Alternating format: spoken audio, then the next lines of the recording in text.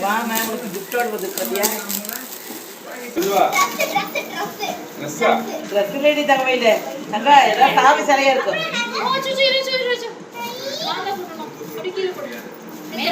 தங்கமயில் இருடா இருடா குட்டிமா அதை எடுங்க அதை எடுத்துட்டுங்க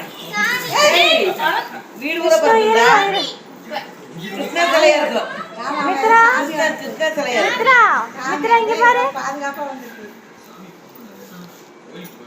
பாப்பா கவர்ல அதுக்குள்ள தூக்கலாம் வைங்க அதை எடுத்துட்டு வாங்க பாத்து